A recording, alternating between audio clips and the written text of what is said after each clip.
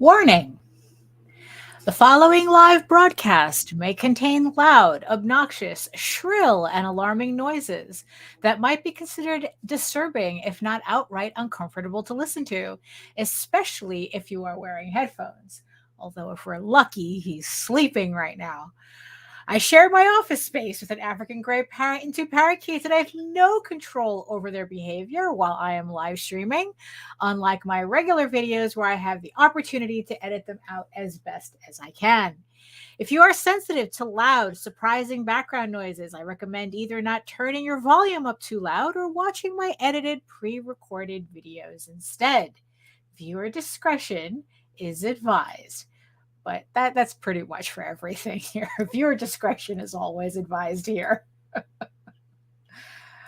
Oof. Oh, there we go. Okay. All right. Hello, everybody. Welcome to another lovely Wednesday for a lovely Wednesday for a live stream. So welcome to another edition of my drawing live stream, if I can't say that enough times, because again, I'm still trying to sort myself out here.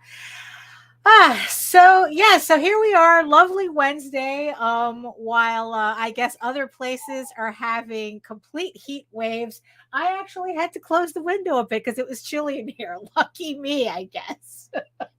Depending on where you are living. So let's see who's joining me, who's keeping me company here in the comments, in the chat. Oh, hello, Efrain. Hello. And Joseph. Hello. Welcome. And yes, my eyeball people, I see you. The 4 people next to the giant eyeball on my screen watching from regions beyond. Yes, so thank you for joining me today for another rousing 2 hours of whatever it is I decide I'm going to do today. There's a lot going on. There's always a lot going on. I don't know why I keep saying that. So I guess might as well just get all the introductions in order while everybody is slowly trickling in. So hello everyone. My name is Daphne Lage, and I'm a cartoonist, illustrator, and comic book artist from New York. I have been self-publishing comics since 1992, and you know what that means. You really want to know my process? Absolutely. Usually starts with a holla and ends with a creamsicle. And then if there's time in between, Thundercats. Ho! And I am known for the furry fantasy adventure Tall Tales, especially Tall Tales or So I Thought, which is currently on Kickstarter right now. I think it's just a little bit over 1 week left on Kickstarter. It will be closing out, I guess, like next week, on the 30th. Yeah, next Friday, on the 30th. Not this coming Friday, but next Friday. So if you haven't pledged yet to the first full color Tall Tales short that I've ever created in the entirety of my career so far, you can pick it up now on Kickstarter. So Tall Tales are So I Thought. It is a one-shot prequel to the Thieves Quest storyline. It's a standalone story, so if you just want to pick that up, you can. But if you want to collect all the Tall Tales comics that I have available in trade paperback, you can pick that up on the campaign as well. If you missed any of my previous campaigns, most of the books are available on the campaign, so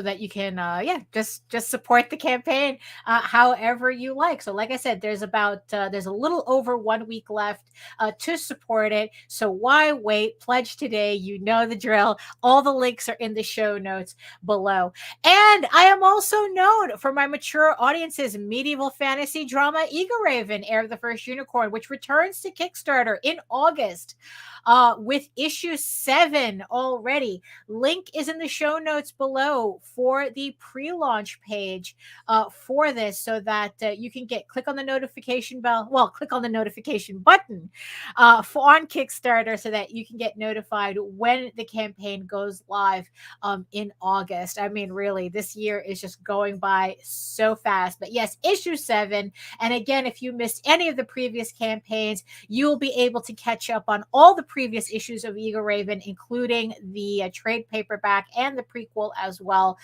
so you don't have to worry about that.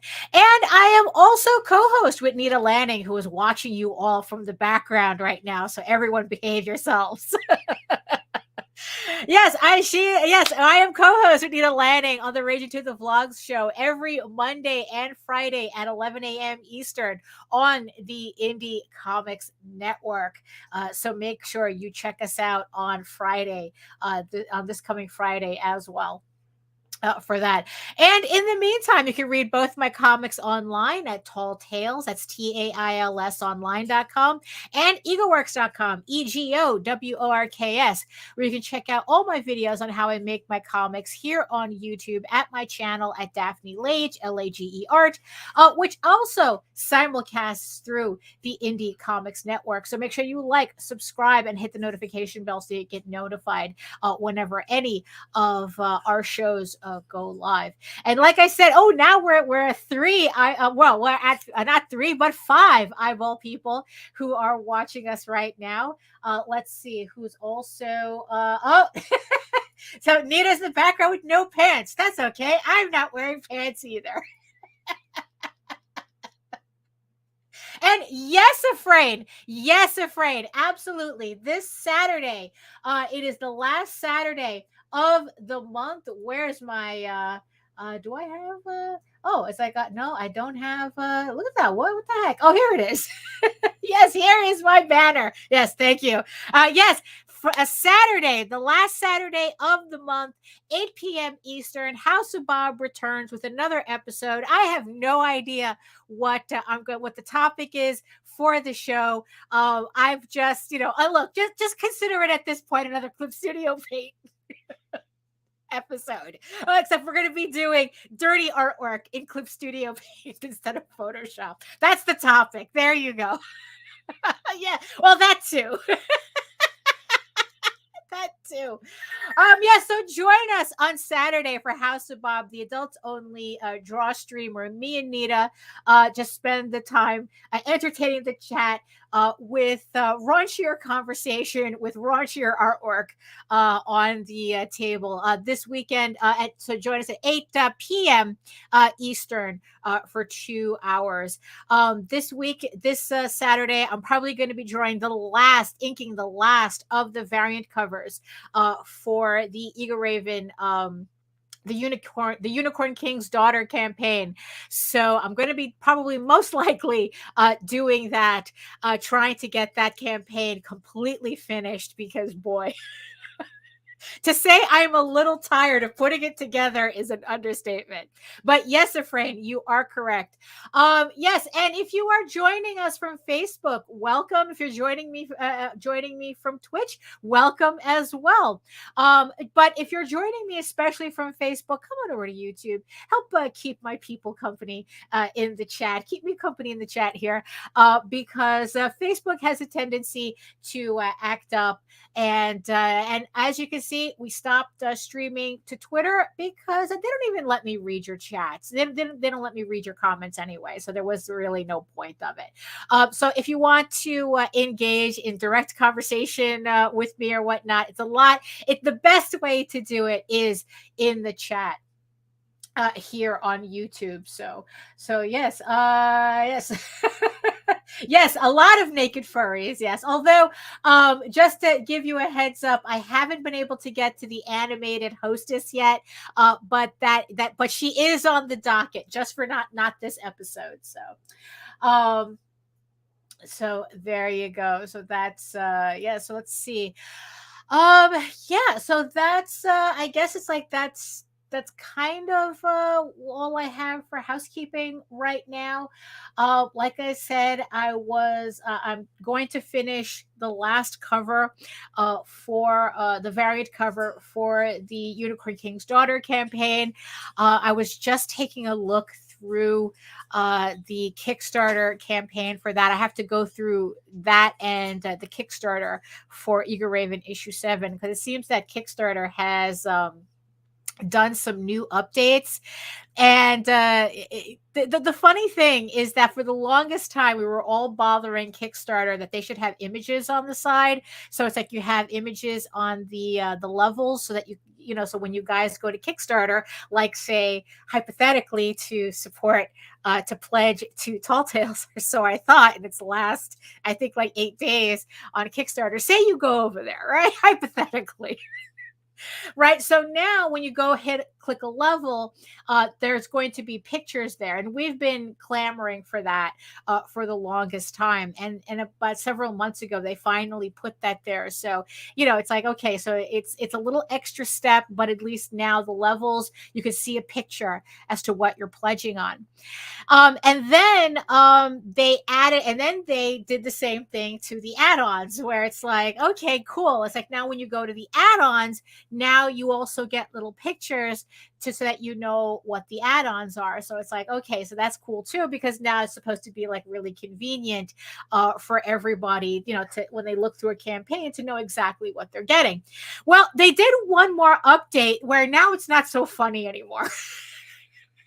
So now they did an update where now every separate item that I put in, that if you run a campaign to, every separate item now has to have its own picture. So before, when you would have a level, so it would give you a bullet point list of all the things that you were going to get in that level, which I thought was, I didn't think that needed. But apparently Kickstarter did. So it seems that they're going to get rid of the bullet points and they're not going to replace them with little pictures. So now everything in Kickstarter has to have these little pictures in it. So I am having a rough time. I'm having a rough time, especially for the Unicorn King's Daughter campaign, which has an inordinate amount of variant covers in that campaign. It's a little gothic. I know that on previous episodes I've shown you like how many variant covers I have so far, where like I think we're kind of like close to like maybe like 50 variant covers or something. It's ridiculous, if you count like all the silvers and the hollows and the virgin covers and whatnot. I think I even have even more than that. So it's like I have to make little individual graphics. So I have to make graphics, three sets of graphics, 4 actually, for the main scroll, for the levels, for the add-ons, and now for the complete item list. And it's just like, oh, this is not fun anymore. It's kind of like, okay, Kickstarter, okay, stop with the images. We just wanted it on the levels. It was okay. The add-ons was fine. Now this is too much. Too many pictures.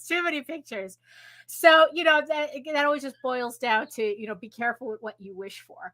Right. So, let's see. So what am I doing here? Okay. Yeah. So I've just been like looking at that. I was just taking a break because eventually I have to take a break from inking.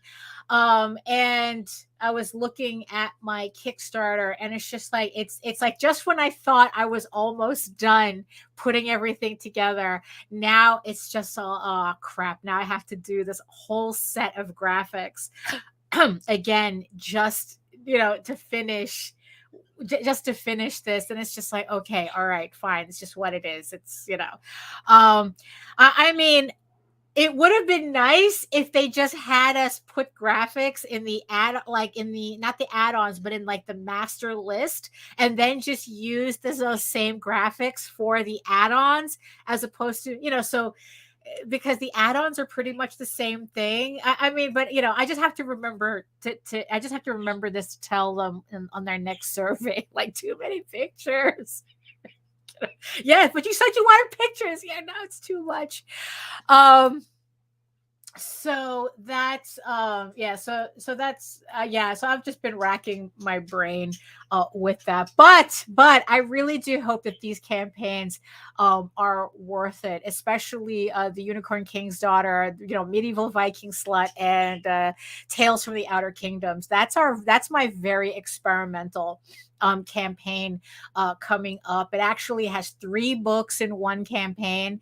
And yeah, we're just going to be trying a whole bunch of new stuff. Everything that I've learned about Kickstarter and all that, I'm going to be trying on that campaign. So I hope that everybody likes it. I mean, it's like, yeah, I have to wait until issue 7 completes before I put out the pre-launch page for that, because Kickstarter won't allow that many pre-launch pages at once, running at one time. So,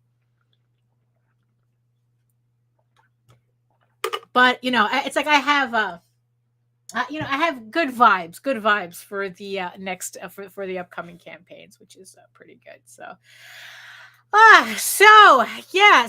here we are.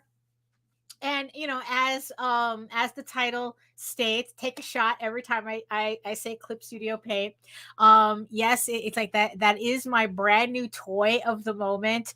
And I have just been cranking on this program. I finally I completed the 8 pages for Medieval Unicorn Viking Slut the other day. So those 8 pages are completely done, well, inking wise. Now I just have to shade them in and color.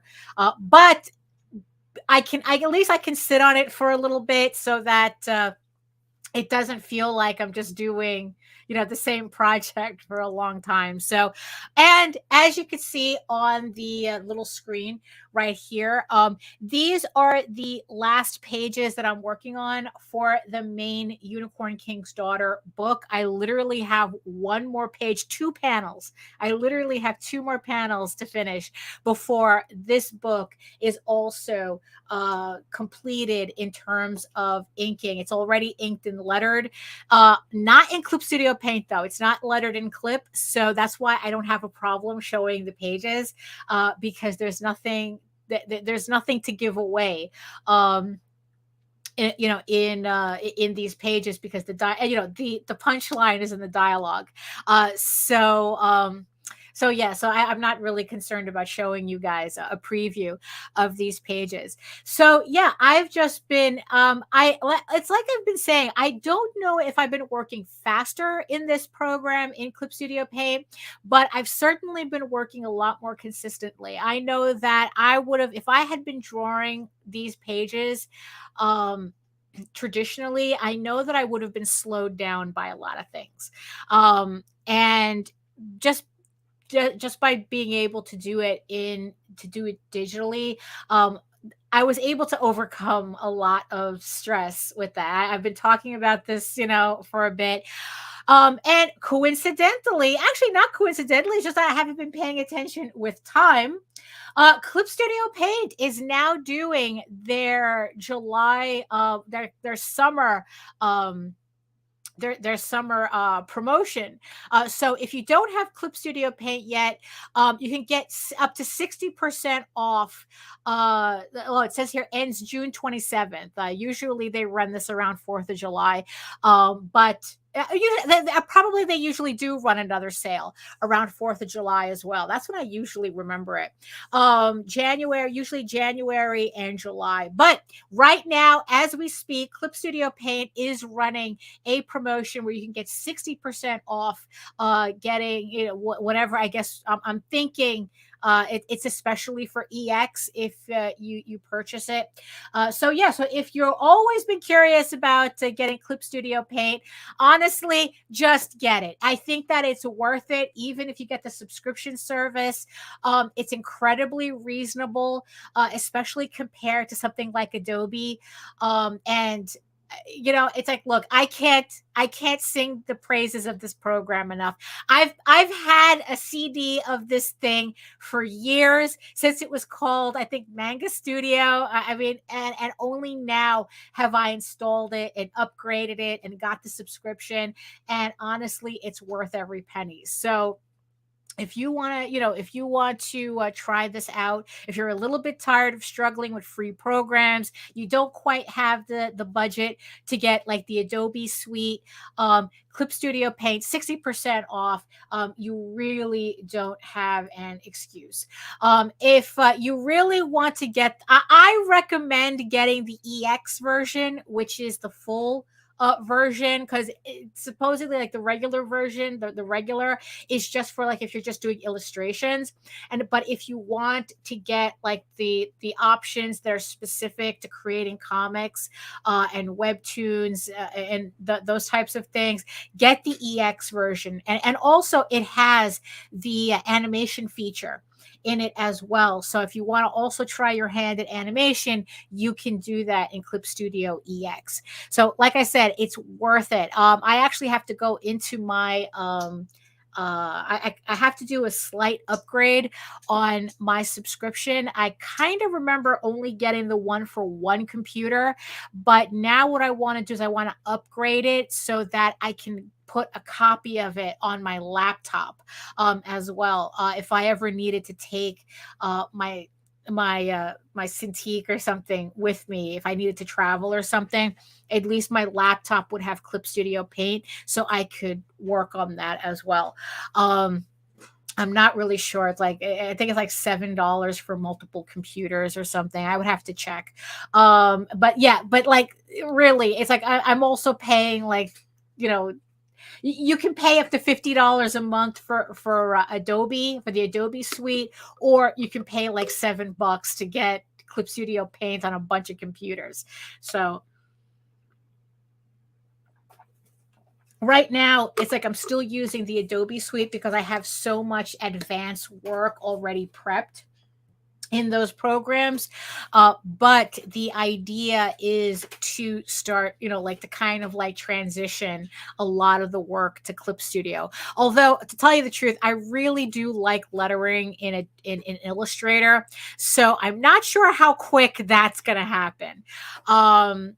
So it's like, well, we'll just take it a step at a time. I mean, so I use both programs. That's just what it is. So let's see. So oh, I am very old school. I remember when it was called Manga Studio. So yeah, so that's so yeah, so I'm just really glad that I'm finally using this program. So yeah, so so here, let me just, bring this up a bit, because usually like the first half hour, I just kind of like use it as kind of like, a thing for housekeeping, whatever general thing that I'm thinking of at the time, just to give everybody the opportunity to kind of like slowly trickle in. And then usually at the half hour mark, I start working. I'm just kind of wondering, because I've been watching like other people's streams, and I was really noticing that they just go into a stream just starting. They drop that card and they're already working on something. And I'm kind of wondering if that's something that I don't know. It's like, is there a preference that you have watching this? Like, do you prefer if I just go in working, or that's Saturday. That's Saturday, afraid. I can't do that on I can't do that on the regular shows. That's why we have the once a month adults only stream, because like, what, that's the type of artwork too that I also do. And it's like, why leave them out of it? But the problem is that I can't really do that type of artwork all the time in general streams, or else we get our channel dinged. But that's why, Saturday, the last Saturday of every month is House of Bob, so that we can kind of be a little freer with the artwork and with the conversation. but yeah, so I was just wondering, it's like, is there, it's like, do you guys have a preference as to like, it's like, do you guys mind the first half hour of this, of commentary and then going into the artwork? Or is that something that maybe it's like, you guys want me to get housekeeping done like as quickly as possible, get into the artwork, and then, and then like just do the rest of the commentary over the artwork? I was just kind of wondering. I've been cleaning up my social media lately, so okay, so it's like, oh, you like the current format. I mean, I'm preferential to this as well. It kind of like gives me the opportunity to warm up, being on screen, being, live streaming, and then it's like, oh, I can transition to the artwork. Let's see. Oh, the rant fix. Look, I can't guarantee a rant. I can't guarantee a rant, every episode. Yeah, it's like, do what's best. It's like, yeah, because that's what I'm feeling. Even though I see other people just go straight into it, it's like, no, I don't know. I kind of need the warm up. Kind of need that.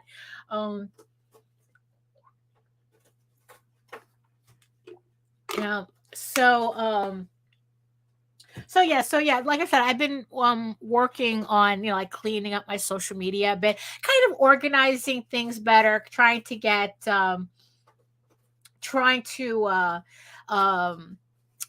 what is it, just trying to get a better handle on things. It's like, if you joined us on Monday, I talked about this book that I'm reading, the something about social, about like how to market yourself more efficiently, which of course, I don't remember the name of the book right now.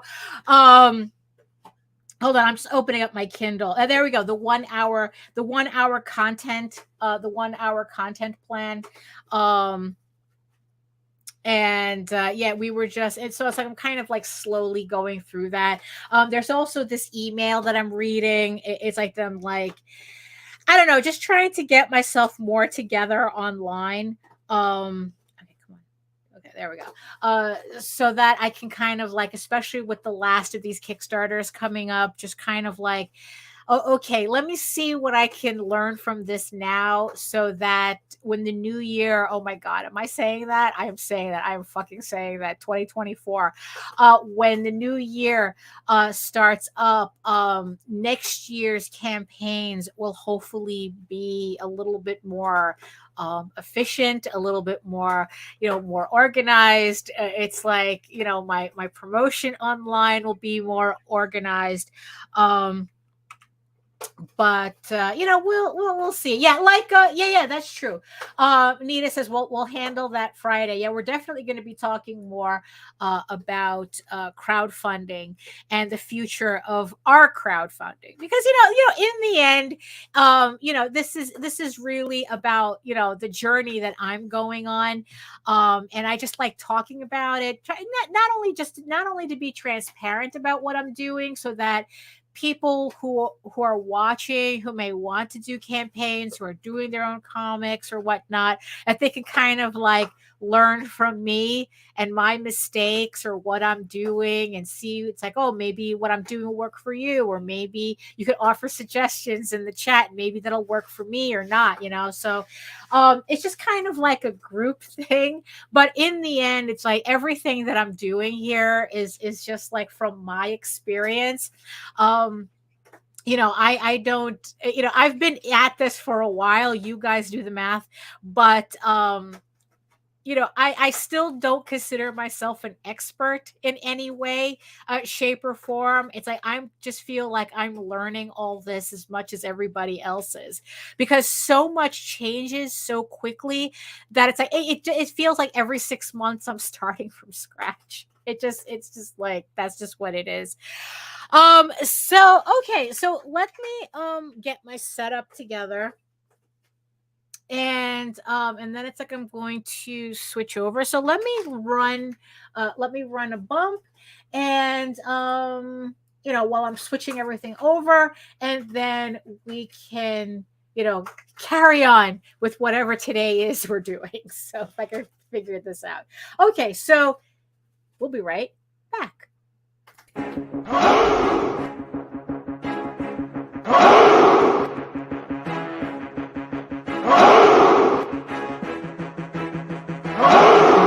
are the only show for independents all around, giving you a platform to spread your word all over town. Catch the Craze is the place to promote to your fans with the Dreamer, Medina, and Sam the Crazy Man. Subscribe to our show and never miss an episode. It's time to get your meds, listen to us on the go. Updated every week, we never miss a day. Join the squad, come on in. It's time to catch the craze. If you are an independent, catch the craze. Making moves on your own, catch the craze. On your grind in the streets, catch the craze. Join the movement, catch the craze.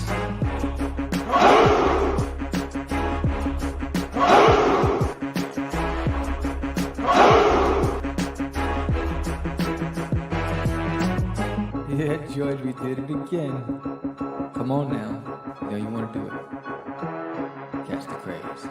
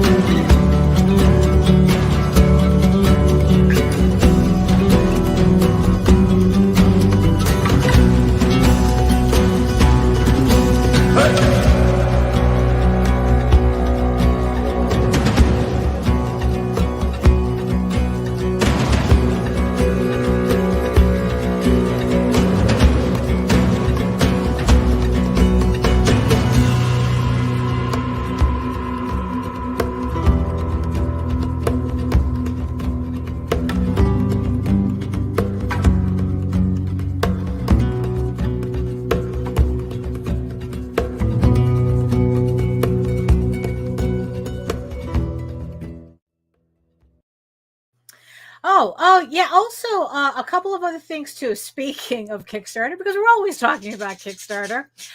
Just a reminder. Also, chats are in the link is in the chats for Sky of Thorns, an epic fantasy romance special edition. This is a romance novel written by Krista Crawford of Wolf and I, the comic. She is getting into romance novels now, so she has her another series coming out. This is volume 1 of a 3-volume book series, and her campaign and my campaign for Unicorn, for Ego Raven, the Unicorn King's daughter, they're running simultaneously. And what's going to happen is that we're going to be offering special items that if you support both our campaigns, that you will be able to get. So the link for her campaign is in the chat and in the show notes as well, so you can be notified when the campaign goes live. It's in pre-launch right now. Also, finally, the Lusty Dragon Mistress, for those of you who do like the naked furries or furry-ish, or at least naked dragon ladies, at least. The Lusty Dragon Mistress by our very own Nina Amberlin. She is also in pre-launch right now with the campaign. I'm not sure when she's going to be launching, but the pre-launch is live right now, so that you can sign up and get notified when that campaign goes live as well. It is a not safe for work project. I mean, it's all in the title. It's right there in the title. So if you're into that type of Yeah, if you're into that type of book, something a little bit more racy in your fantasy, that's also going to be a book for you to pick up. So I just wanted to mention those two campaigns before I forgot. So yes, links are in the chat, and links are in the show notes below. So like I said, I have been diligently working and inking these projects that I'm trying to finish for these campaigns that I'm talking about. So this is the final 4 pages for the Unicorn King's Daughter. As you can see, they're pretty much almost done. So I'm giving everybody a quick preview. I think I showed this page, especially I think at the last time I did a stream. I think I don't remember if it was on the vlogs or just here in general in my own stream here. So just to give you guys a frame of reference as to how this is going, this panel up here, this is actually hand drawn. So this one I had scanned in from a hand drawn piece that I did on my traditional media, on Bristol, my Rapidiagraphs. But I just figured that once I got hooked on Clip Studio Paint, I was going to finish the rest of the book in Clip Studio.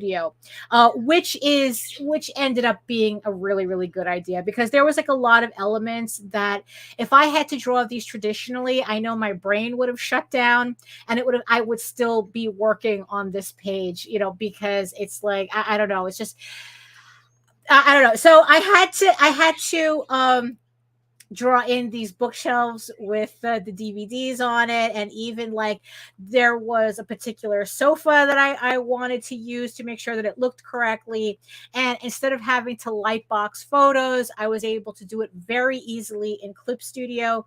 So I was able to get through this page. I was able to like finish these pages without suffering too much. Actually, not suffering at all. I would have been suffering if I had to do these traditionally. But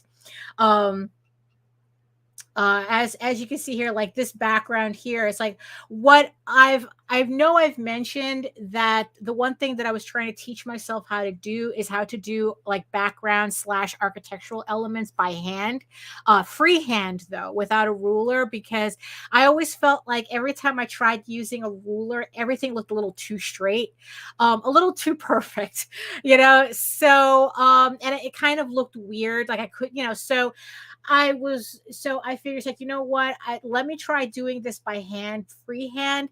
It's, because it's like, I don't know, even if it looked a little wonky, it was a lot better than it being like overruled. But I figured that the more that I did it, it would, I'd get used to it or whatnot. But the thing is, though, because I was able to imitate my pens exactly in Clip Studio, now it's like I can get these straight lines without it looking like it doesn't belong there. So even though now the lines are completely straight, because I'm doing it in the computer, it looks like the characters look like they're in an environment, not like they don't look like they're like in a set. You know what I mean? Like, does it look flat? Like if I had like ruled it? I mean, I don't know. It's, it's kind of like, I guess maybe it was just me, but so at least I was able to get these pages with all these elements in it, like done without really worrying about it. So definitely just for that, working digitally was really, really, really, really, really worth it. Because I know that, like I said, I don't know if I'm quite inking faster, but I'm inking more consistently, and I'm not stopping as much because I'm not hitting these little walls when things get slightly complicated. So this is, one of the other pieces, one of the other pages. So it's like I'm just like getting through it, and now this is the final page that I have for the book. So I just have like I'm still trying to decide whether I should put something in this background. There is lettering here, so I'm still trying to decide whether it's worth putting it in or just leaving it like that, or but I just have this panel and this panel left to go. Um, so but the thing is, though, is like, I was debating whether to finish the page on this stream. But the thing is, I was like, I think what I'm going to do is, like, just for you guys to see what it looks like without the red line, the sketch in the background. So the sketch, these particular sketches, the sketches were originally done in a separate sketchbook that I brought into Clip Studio. Although these last two panels I did digitally because I changed the ending from the original that I had. So I decided to just do that really quick. But I do like this ending better. But because there's no text in it, I don't feel like I'm spoiling anything because the joke is in the dialogue. So if you want to find out what the actual ending of the medieval, you can also get Medieval Unicorn Viking Slut, the supplement, the adults only supplement, which relates to this ending. You can, so if you want to see the ending to this, you have to wait until the Unicorn King's Daughter comes out later on this year, so you can pick it up.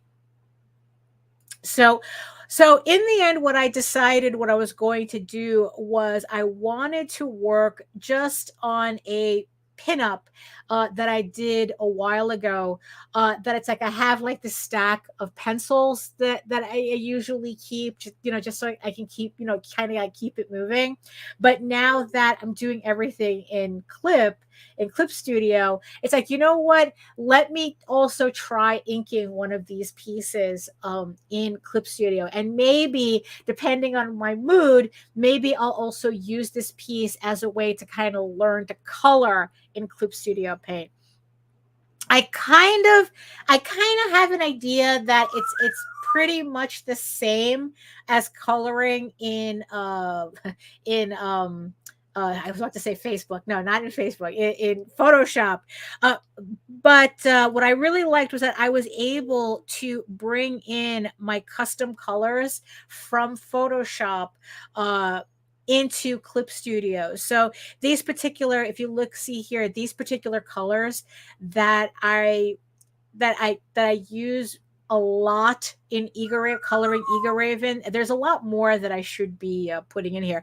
I'm kind of thinking that maybe like every character should have their own swatch set, just so I can have all their colors in there. But the thing is, mostly these are the colors that I use. So I was just really happy to be able to take those Photoshop color sets and bring them into Clip Studio without much hassle. So that's probably something that I'm going to, probably do that. I'll do it on this piece. Now, this piece, I don't know. This was a piece I was just in a mood to draw. It's kind of like this weird fantasy Calvin Klein poster. I don't know, but it works for me. So this was originally hand drawn. This is my usual blue line, my blue line pencils that I do. I scan them in because I really do like the blue lines, and sometimes I ink on a printout as opposed to the actual blue lines because I just like the look of it. I mean, it looks like very like something animated from animation or something. But here I don't have to worry about it at all because now the inking is going to be all digital on a digital full file. So I still have my blue line, so I don't have to worry about it. So, okay, so this already creates a layer. So, yeah, so what I'm going to do is I'm going to close my comic book pages here because we're not going to be using any of those. Okay, yeah, we're not going to be using that either. Yes, we're going to save that. Okay, so here we are. So, okay, so where's my music? So let's just start.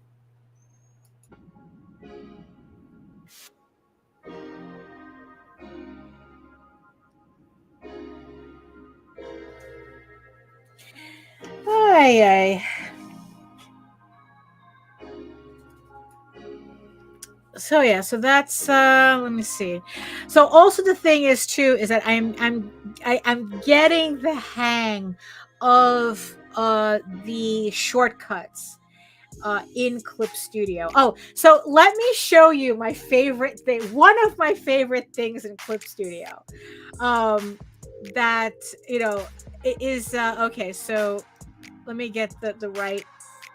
This is probably the thing that I liked. One of the things that I liked the best about like I was able to do this in Photoshop, but I don't know. It just seemed a lot easier at Clip Studio. Either that, or it just might be my enthusiasm.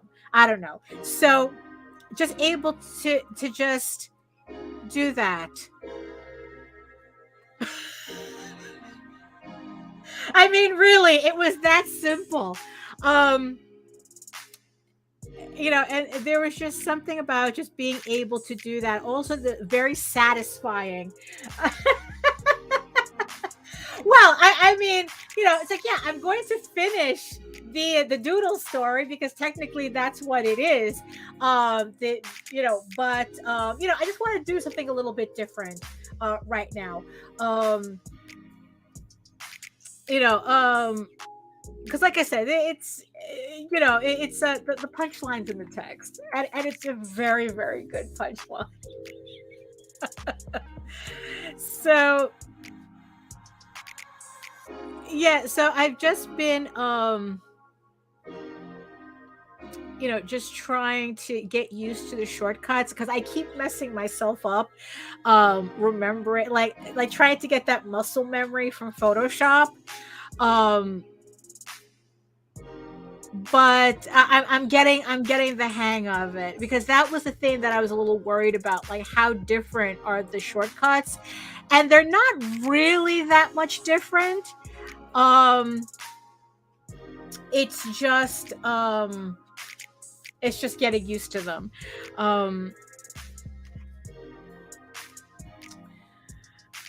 And then it's like, also it's like I figured out how to use like the pen option really quickly, so I could scroll through the nibs that I need over here, because I only used 4. For those of you who missed my last yes, I am very much drunk on CSP. Like I said, it's like I'm probably going to be the absolute worst ambassador for this program because I'm literally learning it as I'm going along. So but you know what? It's like we're learning it together. Although I know that a lot of you in the chat already know this program, so it's like, So, but you know what? You're here. You're just gonna have to deal with my enthusiasm. So yeah. So I'm just yeah,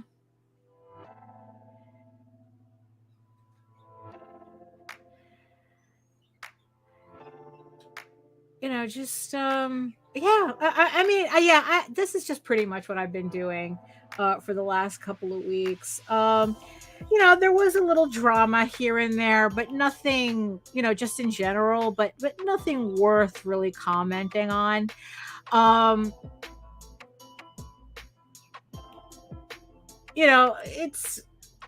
It's like there are just some things that are just like, that really has nothing to do with me. There was a video from Ryan Holiday. It's because of him that I kind of got into stoicism and all that.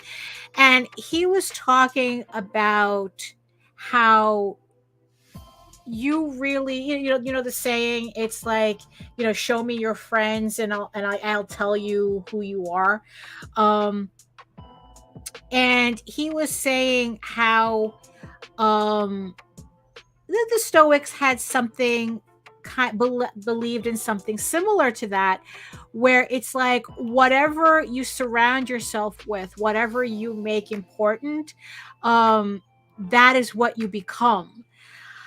And especially with like a lot of like negativity that I've been seeing this past couple of weeks, it's like it really showed me that it's like, yeah, I'd rather concentrate on this than drama. I'd rather, and also like the importance of surrounding yourself with people who, oh,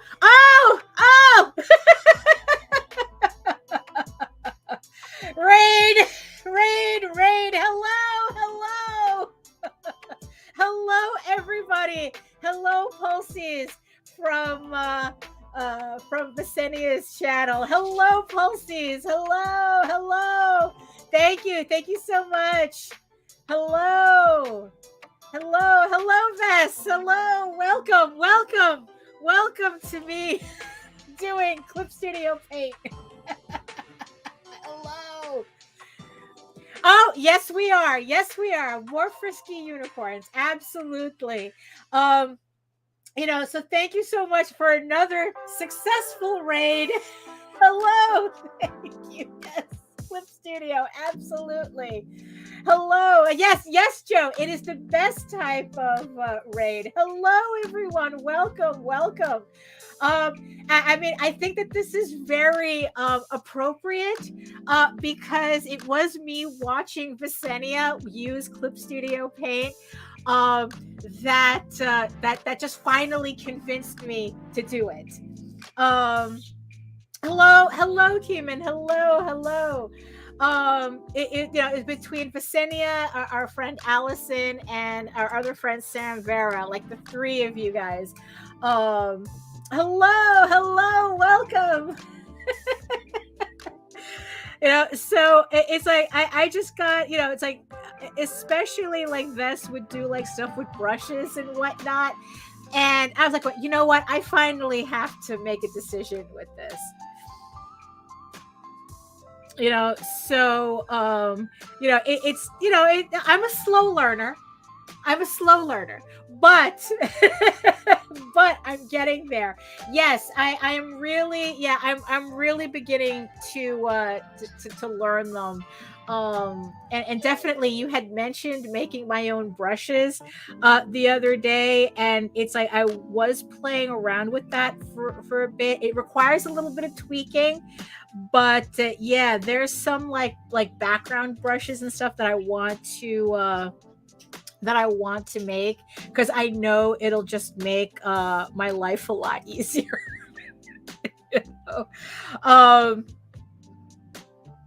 But yeah, it was just once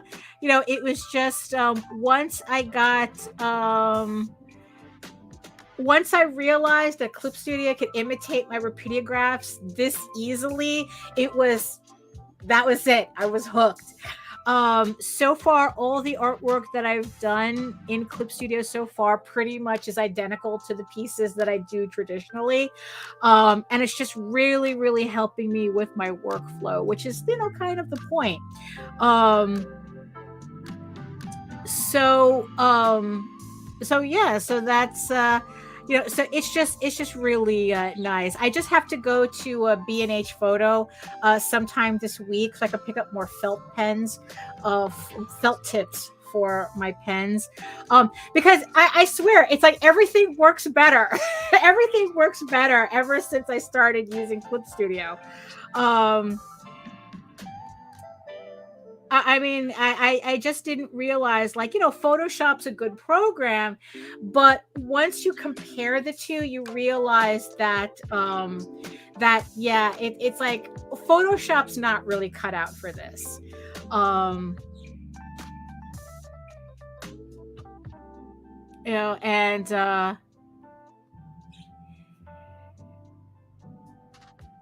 that's also another thing too. Right. Right. Let's see. What?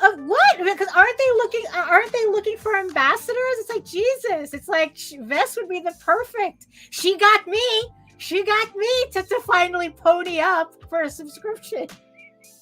B&H Photo. I haven't seen the commercials, but it might be. Yeah, B&H Photo. They're like a New York tradition here. Cool. Yes, feel free. Feel free to lurk. Thank you. Oh yeah, I mean it's like because they had a whole ad where they were looking for ambassadors for Clip Studios. So I don't know what they're talking about. They want. Oh, I see. They specifically want YouTubers, right? Well, it's like, look, Vess is posting her stuff back onto YouTube again. Which that's how I ended up watching like 10 hours. 10 hours straight of Vess doing that last cover that she did for XOB. Although they say it's pronounced Saw, so it's like I don't know. you know Yeah, so it's like, yeah, because I don't know why watching it on YouTube is a lot easier for me than watching it on Twitch. I don't know. I guess because the interface, I know the interface for YouTube, rather,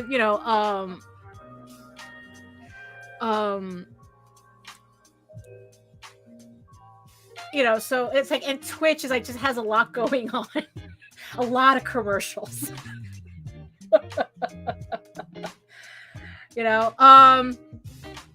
Let's see. So Joe says, maybe the same when the commercial states that they're there in New York, wondering if it would be worth buying a camera there to do live drawings. Well, I mean, if you're gonna buy a camera from anywhere, I would buy it from B&H.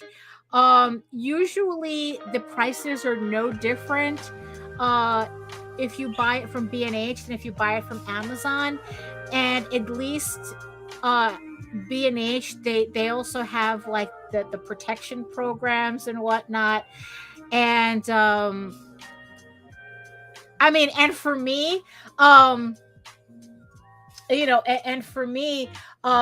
they're here. I mean, not right here. I have to go into Manhattan. They're around, like, they're near they're where are they? They're near 34th Street. They're around 34th Street, I think. And that's where I bought my Cintiq there. I bought my scanner there. I'm gonna buy the felt nibs for the pen there. They're just really convenient. And honestly, if the prices, at least for me, if the prices are identical to Amazon, I'd rather go there to pick it up and just get it now as opposed to waiting. So, also with Amazon, you never know when you're getting bootleg shit. That's the thing. You never know when that stuff is counterfeit. You sometimes have to read the reviews or whatnot. So at least with B&H, for sure. For sure what you're getting. And also they're experts there. They're not just salespeople. They're people who actually know. They know how to use the stuff. That's how I was able, to talk to them. I was able to talk to them about the Cintiq and which one was better and whatnot. So I would, so it's like, if the prices are pretty much the same, I would go to B&H Photo.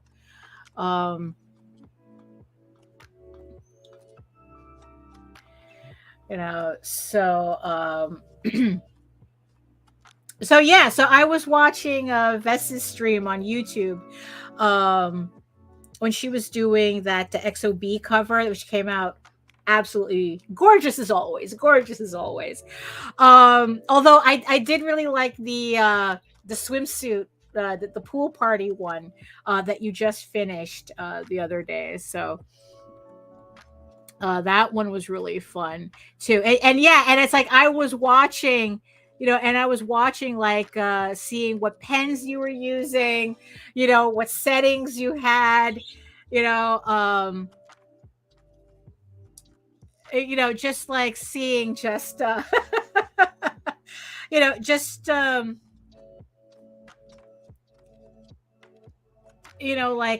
only thing that I couldn't see was your layers, the way you set up your layers, because you have your screen covering that side, but that's fine. That's okay. I guess it's like it's close enough. I'm getting the hang of how all of this works, so that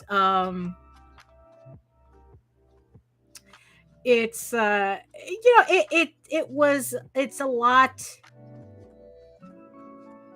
In the end, it just turned out that Photoshop wasn't really adapted to this, and I thought that Clip Studio would be the same thing. I thought it was me rather than, I wasn't quite using the right equipment.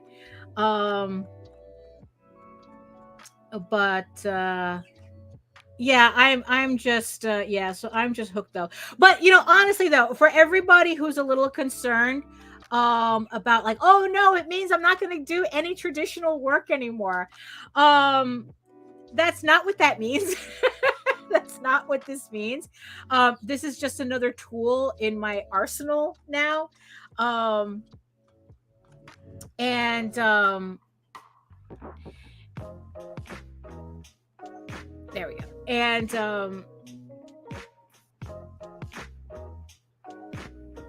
and it's just something that it especially will really, really help me with getting comic pages done.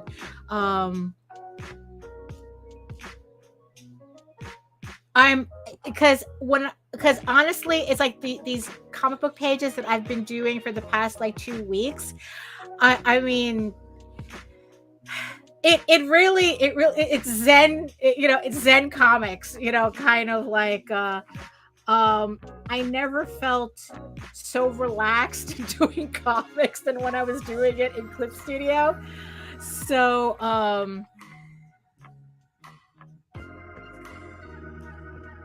it's definitely something I want to keep doing. Like I have oh well, that's a good point. That is an absolute good point. If you are concerned she won't do traditional artwork anywhere, pay her for some. Very good, very good. Absolutely. I do have some commissions. That's the funny thing. After I'm kind of like done with this, I do have commissions I got to catch up on, and those I have to do traditionally. Although I'm doing a hybrid of it, where I'm doing like the sketches and everything in like Photoshop and Clip Studio, and I'm gonna tighten up the pencil. Like I got the initial approval with changes on the layout. So what I'm going to do is I'm going to tighten up those pencils in the computer, digitally, and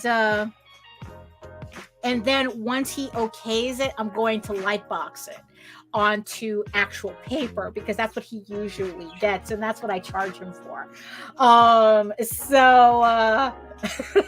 So yeah, so it's like so we can use both at the same time. And there's also some illustrations that I have to do for Jose, for his Oswald Chronicles project. It's for an upcoming book, and this was a book that was specifically pledged for, like on his very first or second Oswald campaign. He had a level where you could pledge to have an original story written with your character and Oswald, and somebody pledged to that.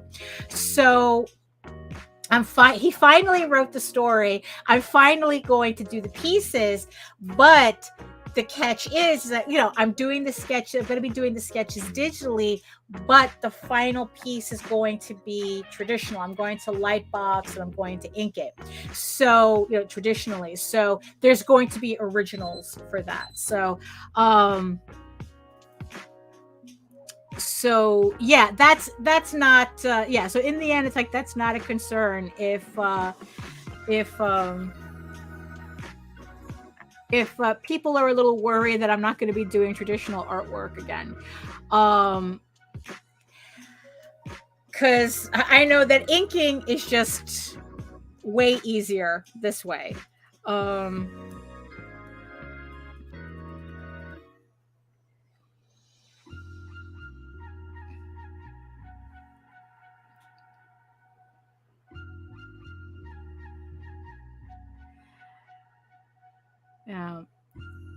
So yeah, so I even I had my next issue 8 for Eagle Raven, like already printed out on paper, ready for me to pencil. And instead, what I did was I decided I was going to bring it into Clip Studio, and I'm just going to ink it straight in Clip Studio. Hold on, let me lower this. We lower that music a bit.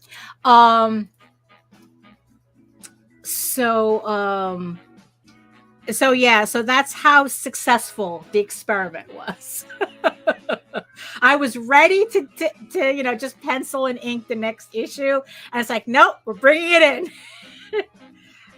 Which I in the end I'm glad for, because I think it's going to be a lot more efficient for me that way.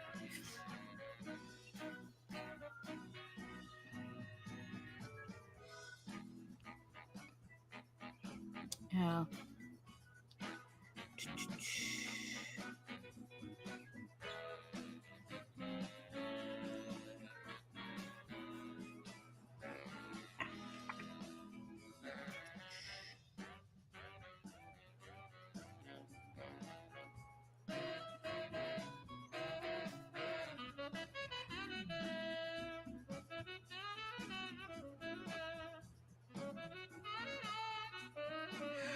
So what else is going on over there? What was I talking about? Oh yeah. Before the beautiful raid that Visidia brought here, I was talking about how important it is to surround yourself with people who are going to uplift you, who are going to that you're going to improve them as much as they improve you, type of thing. Like I said, it's like there was like, there's always some kind of drama nonsense happening online, and it's like, and in the end, it's like, you know what? I'm really gonna I'm gonna really make it a point to kind of make it more of an effort to stay away from that stuff. Because it really does affect like how you think and how you do things and how you look at things. And it's not good to be surrounded by all that manufactured negativity. It doesn't do you any good. It doesn't do anybody any good. So when I decided to kind of clean up my social media a bit, just kind of like clean up my Twitter feed and tidy up certain things. Yeah, I just felt a lot better. Like usually, like I would be streaming to Twitter, and in the end, I just decided that it just wasn't worth the effort. Like I said, they don't let me see your chats anyway and Twitter. So if I can't interact through here, then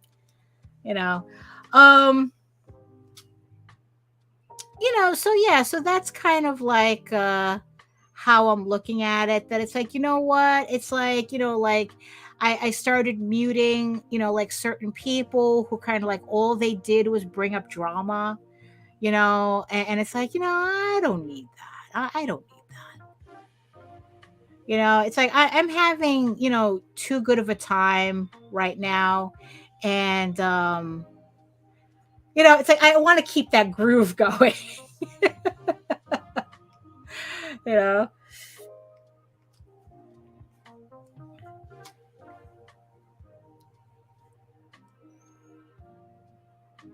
Also, another thing that I really liked about inking digitally is like for the first time in a while, I'm able to regularly use like the smallest nib that I usually use traditionally. It's usually this one, this nib. Here it says a 0.2, but I think it's usually like a point. It's a 0.3 in the Rapidograph brand. It's a 0.3 or a number 1 Rapidograph, and I haven't been able to use that for a while because the nibs because they're so thin, they'd always get clogged up.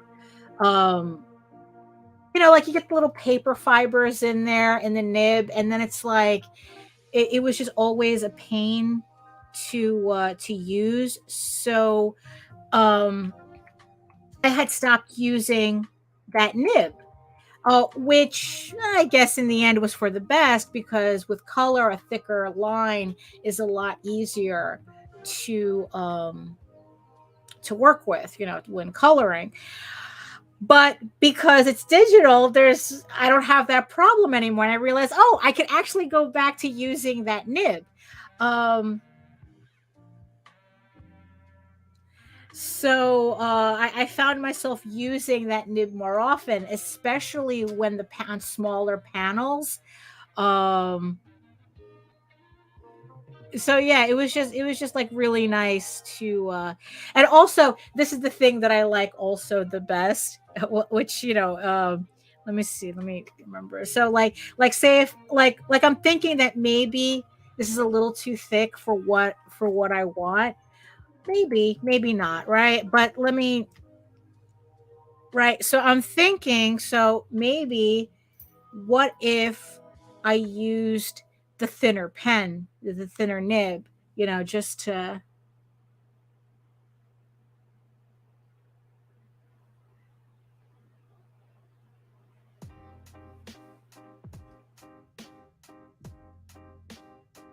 I think I like that better. Because if it was on paper, I would use the thicker nib, because it's like, well, my little pen, the little nib isn't working anyway, so I would just use the thicker pen anyway. But at least here, I don't have to worry about that. I can use the actual nib that I want to. Right. Yeah, that's what I noticed you using the other day, because I was like, wait, what nib is she? I was doing that, trying to look at your layers and your setup on the screen, and I saw that it was the mapping pen, and I go, I might have to try that. I mean, the funny thing for me, it's like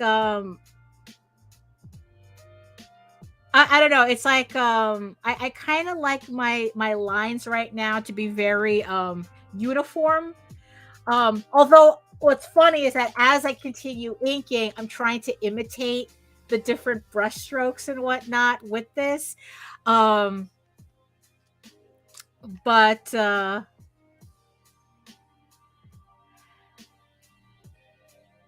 like right now, yeah, so right now it's like this just gives me the control I prefer to have, because there is no variation in line weight. That's just the way I ink. So but eventually I'm going to have to try out like all the different types of nibs that are available. It's just that finding this one, which is the felt tip. This is the felt pen. It, like I said, it just imitated.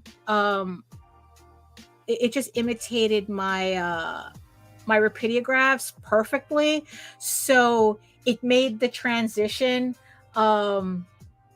seamless for me. It's like, I could just start inking, because I don't have to worry about it. It's not looking like my originals. But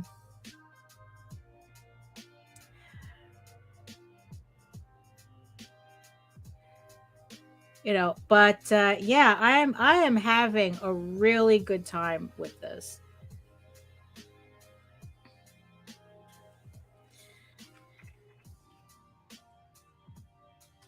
I mean, it's like, look at that. It looks it's like it to me, it looks exactly like how I would ink on paper, except the lines are a lot nicer. The lines are a lot nicer. Because it's like, it's like, because let me just open this again. Let me just open this again. Where is? Because this was the thing that really convinced me to It's not, I don't want to be there. That to actually that switching over was the right thing to do. Um,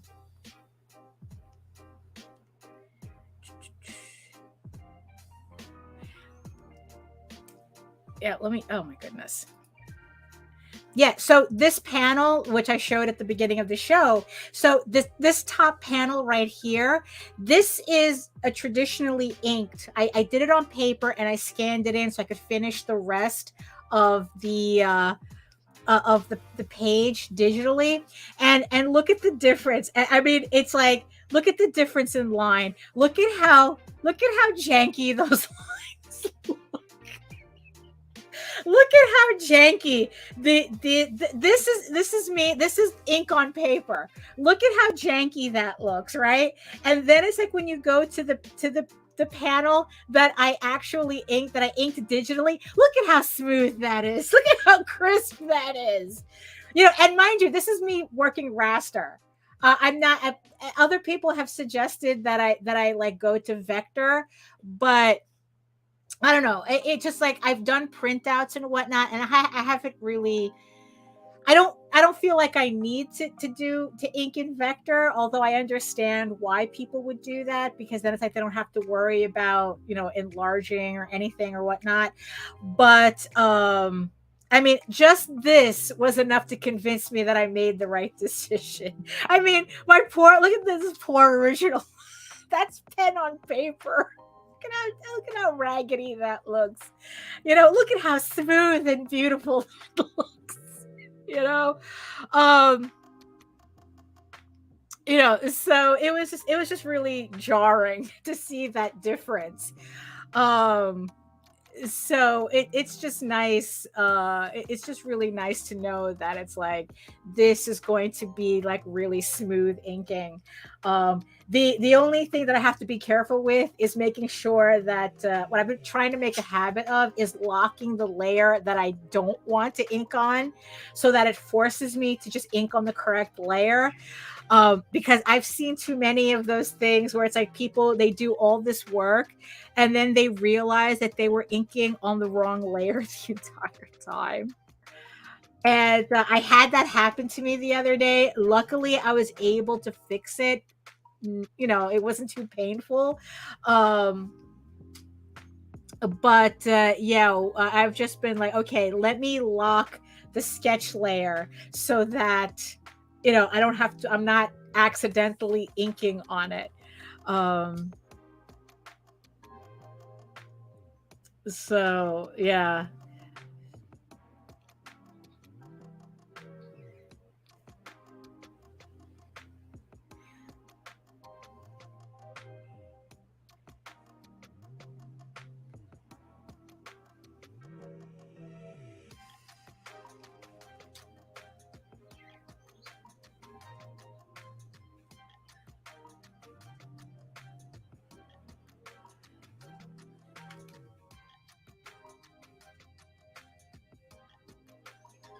Yeah, and I can, yeah, I can understand why people get used to that. Undo.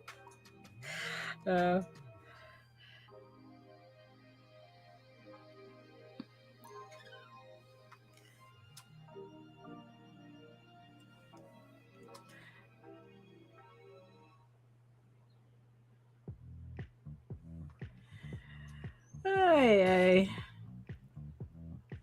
So yeah, so that's pretty much all I've been doing. Just inking, cleaning, learning this, you know, like reading this book about marketing.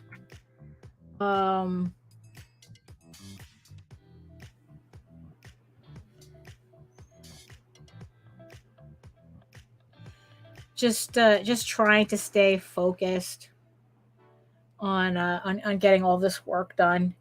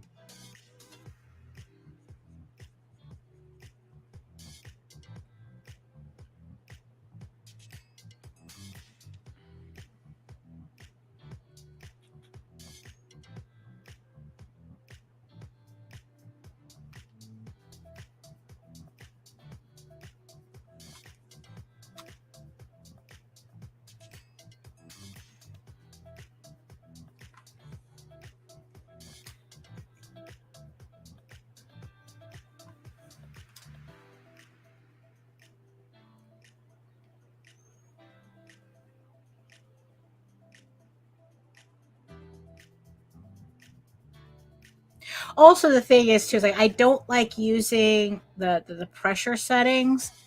I'd rather create the variation myself, I guess, until I just get used to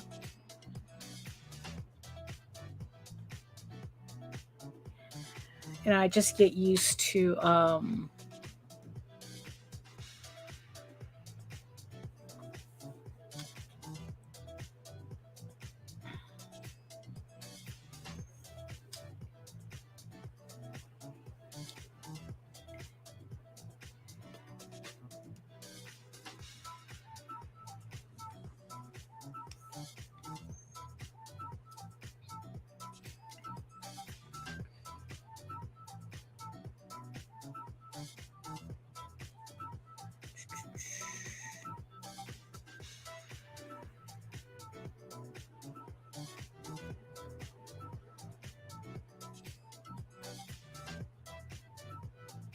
So, what's everybody up to? What's going on? What's everybody up to? Like I said, I've been rather singular minded for the past couple of weeks. So,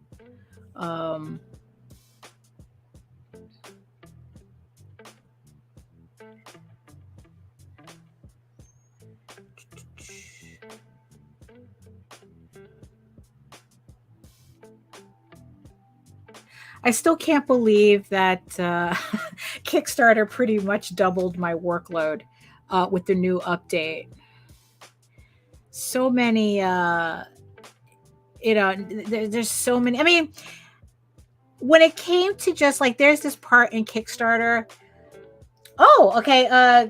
Gothic. Hold on. Let's see. I'm working on a comic page that I decided to for a class that I'm in. Oh, very nice. Very nice. Oh, very nice. Working on character sheets. I have to do that. I never really work. I never really do character sheets. I see. Oh, drawing fan art. Very nice. That was something that I was talking about the other day. I had an epiphany. I had an aha moment when it came to fan art the other day. So I was reading this marketing book, and it was talking about like how to turn cold customers into fans of your work or something. And the thing that they were talking about is kind of like bridging the gap in interests in interests that the person may have and you, so that they would like in my case, it's like I want people to buy my original comics. But what if, I'm confronting somebody who's, not familiar with my work and whatnot. And of course, the answer was fan art, right? So that's always like a really good, that's like always like a really good way at conventions to really attract attention is through fan art. The only thing that was like for me though, I was having a hard time with it because it's like I would get people who'd be like, oh, do you have Deadpool? Do you have a picture of Harley Quinn? And I go, yeah. It's like, oh, by the way, since you're here, you want to check out this comic? And they go, nah, no thanks. They just want the print. So I was always very frustrated with that. And then it's like I was reading this book, and it finally hit me that it's like, because I do more, I do, fantasy oriented books, comics, and none of my fan art that I was drawing kind of reflected that interest. It's like, like I was drawing Deadpool. I was drawing, I was drawing Harley Quinn and whatnot. But what do they have to do with like medieval furry fantasy? They don't, right? So, I was technically drawing the wrong fan art um, to attract the people who may have been interested in my work. So, Dr. Midnight, so do you draw fan art in like just in general, like you just draw fan art, or do you draw fan art in conjunction with original stuff that you're trying to get people into? Like, do you have like your own comic, or are you just like, are you a print person, kind of like, what's what's your thing at conventions that you do? Um, because like the next time I do a convention and it's like, and I want to have fan art, I have to really rethink the type of fan art that I do in order to connect it better, in order to kind of like attract the people who would potentially be interested in my comics. you know I mean, it was just so obvious. Like it just seemed so obvious. It's like, why didn't I think of this? Why didn't this occur to me? But then again, it's like planning for conventions is so hard to begin with. Oh, let's see.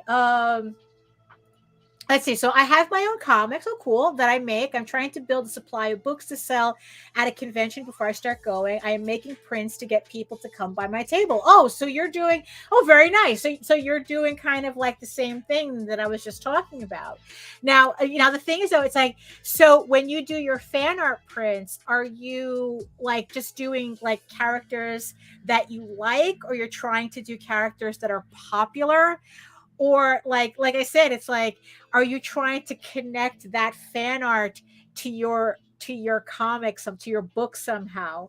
Yeah, I know. Like I said, it sounds obvious, right? It's like Gothic Lolita Angel. I never thought like that. I should start making prints in relation to my manga. Yeah, no, that's like, it sounds obvious, right? But that's the thing, because like I went back and looked at my fan art prints that I was selling, and just by looking at it, I'm like no wonder I was having problems, like really attracting people to my book, because it's like I was drawing things that I thought were popular, not things that were like related to my book. I was drawing Batman when I should have been drawing like more Disney stuff. Oh, okay. All right. I mean, yeah, it's like that's, yeah, when you have like like kind of like a weird, like, yeah, it's kind of tough when you have a book that doesn't fit neatly into a marketing box. You have to kind of play around with what you have to, like, what works and what doesn't work, and like trying to find what little connections that you can yeah, to bridge that gap between the fan art and the book that you want everybody to to pick up eventually, right? Because in the end it's like so yeah, so it's like I was drawing like Batman. I was drawing like, what was that cartoon, Hero 6, Big Hero 6 or something, and it's like, and I'm like, wait, none of this has like Deadpool and Harley. It's like none of this has anything to do with any of my books. I'm attracting, all I'm doing is attracting superhero people, when I should be doing fan art that attracts people who are into fantasy, people who are kind of like into more like, well, fantasy drama. I mean, everything that I do is all fantasy based. That's just my thing. You haven't figured it out already. So it's like, so I was just like, oh, should have had a V8, type of moment when I looked through my prints. And it's like, yeah, it's kind of like, there's like a couple of conventions that I'm kind of like planning on going for next year. I'm still like, I'm trying to figure out Baltimore Comic Con. and I just have to settle some things with Baltimore just to make Baltimore work. Um, and yeah, if I was going to like do prints for it, it'd be like fan art prints. It'd be incredibly specific now. Like I was just like brainstorming as to like you know, like like instead of Deadpool, I should have had, The Witcher. I should have had Lord of the Rings stuff. I should have had like, even if I did like Marvel stuff, the more like fantastical Marvel stuff, like, like Doctor Strange and Thor and Loki and Rocket Raccoon. And you see, I should have had Rocket Raccoon prints, not Deadpool. I mean, it was yeah, it was just like kind of, like mind blowing to realize it's like, oh, that's why fan art prints never really worked for me. I was doing the wrong ones, so yeah, so that's something that I have to kind of, you know, for, especially for Baltimore, probably like do a couple of fan art prints that fit the theme, and I'll report back. I'll report back if it works. So what else is everybody doing? Is anybody also putting together stuff for conventions or whatnot? Are there any conventions anybody's planning on going to? I'm kind of slowly thinking of getting back into that game, but it's like conventions are just like, what's really funny is that I think that if it was easier for me to get into anime conventions, I would be more excited about convention season in general. Ever since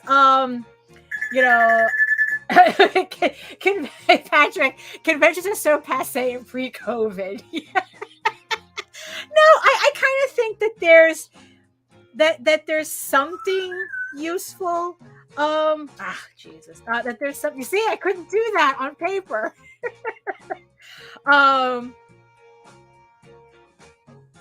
Let's see. Oh, what's funny is that I think I'm going to erase these lines, and I'm going to use the thinner pen on this.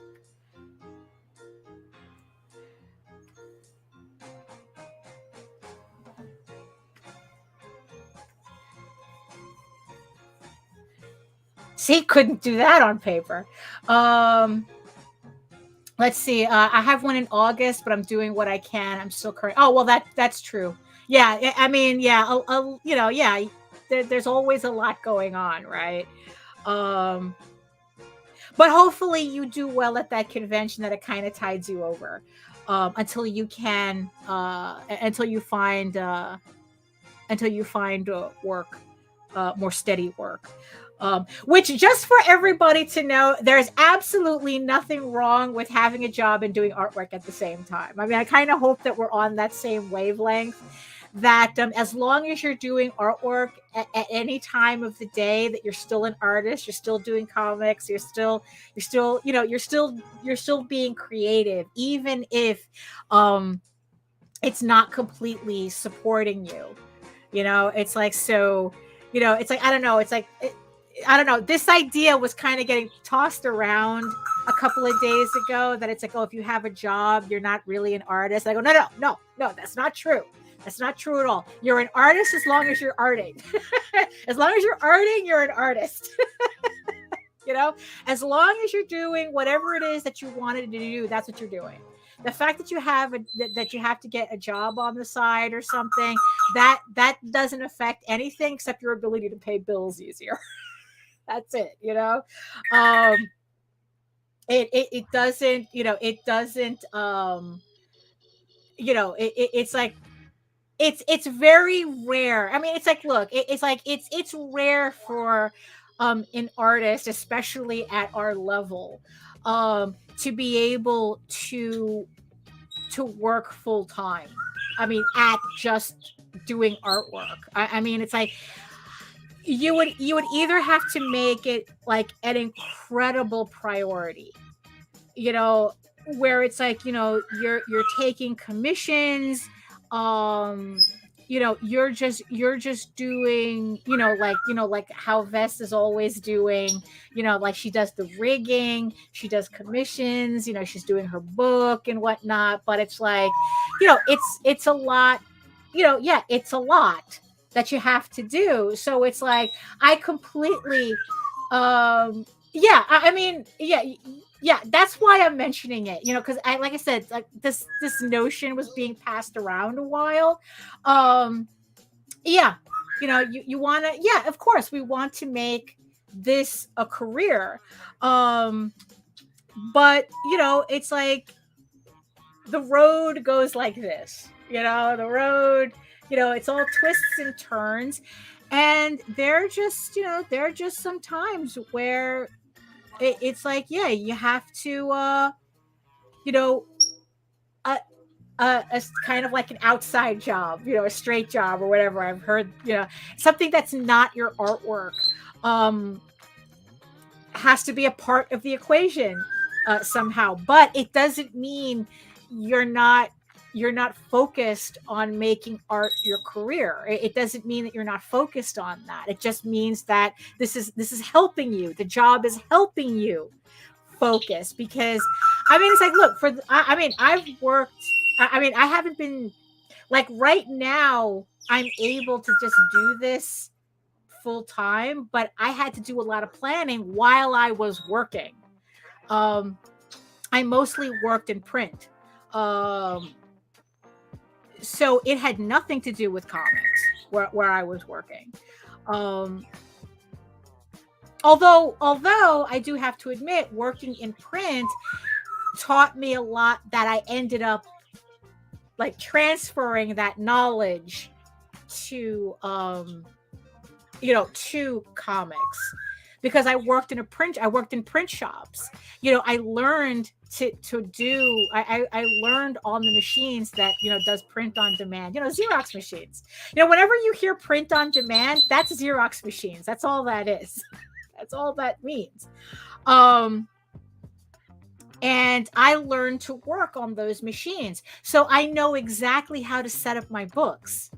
I know, like, when I see things like errors in print, I know exactly what they are. So that might be an option for you.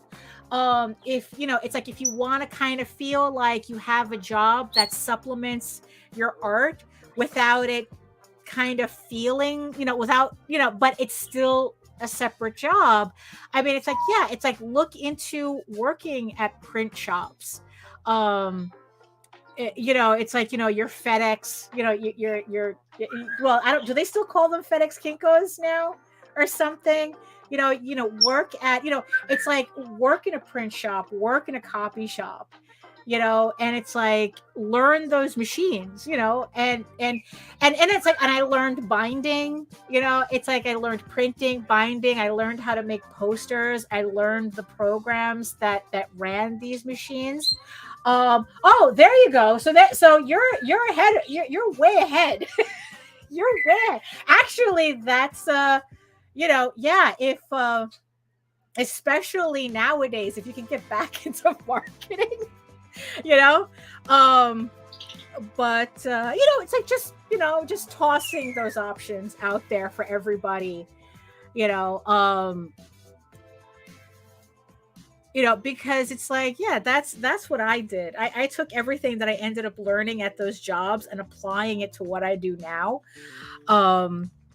Oh yeah, much better. That's much better. He couldn't do that on paper. Right? Yes, I did. Yes, I did. Yes, I did. I was running an iGen. But most of the printers that I was running on ran on the Fiery system. All of them. That's, you know, that's where you did most of the setup and everything before you ran it. through the machine. Hello, Grant. Hello, welcome. Yeah, it's like I ran all those machines. It's been a while, but I don't think that the technology really changed that much. Honestly, so I wouldn't sweat it too much.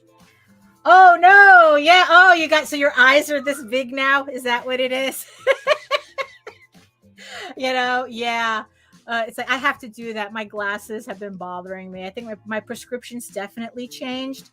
So I'm gonna have to. I have to set up an appointment with the eye doctor for that myself.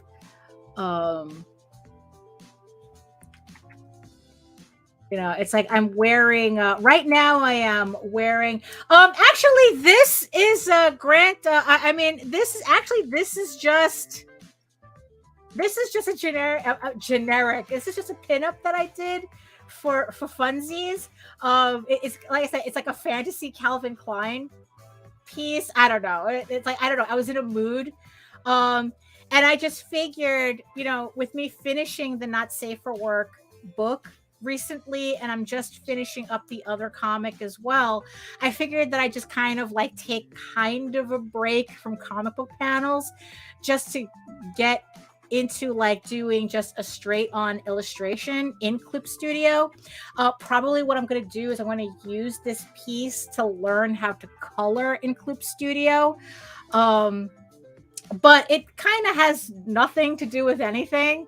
It's just kind of like, I don't know, a funny promo piece. So that's just what well, it's very the name of the piece is The Queen's Consorts. So the name of my name for the piece is The Queen's Consorts. And or to make it easier, this is Ego Raven's harem. So, you're not wrong. You're not wrong. You're not wrong. So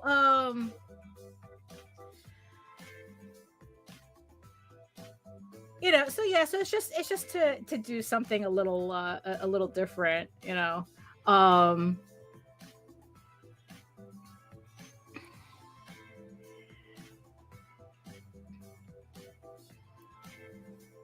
So what was I saying? What was I talking about? iGens, right? I was talking about working in Xeroxes. working in Xerox, working on Xerox machines. Oh, so speaking of harems, right? So again, going back to marketing, going back to that marketing book that I'm reading, right? So I'm trying to, so like I said, I'm trying to figure out like a more kind of like efficient way of, you know what? Let me do that here too. Yeah, I think yours is okay. Oh, no, I don't want